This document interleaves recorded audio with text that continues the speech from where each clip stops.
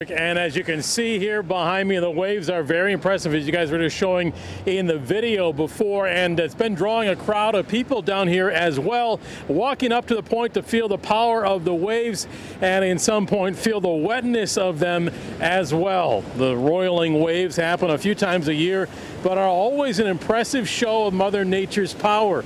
As the waves crash into the huge rocks here, the spray occasionally crashes over the deck that's been built here just north of McKinley Marina, and anyone in the way is going to get wet. Of course, it's a bad idea to venture out onto breakwaters on days like this when those same waves can suddenly wash over and take someone over the side. The blustery weather also getting the blame for power outages hitting 6 Milwaukee public schools today. The outages also affected the phones.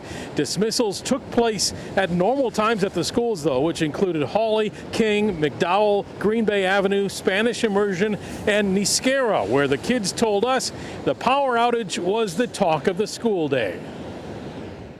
It flashed it at the first time and went off, on.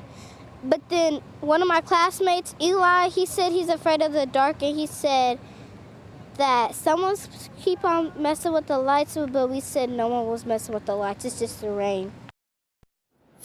Just the rain and the wind. Nick joins us live again. Nick, how long did it take to restore power to the schools?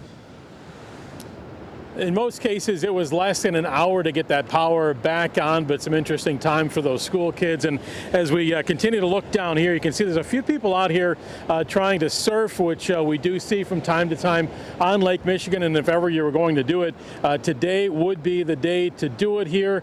And the wind did, as Mark mentioned, kind of die down inland there where we saw some of that school video where we shot that earlier.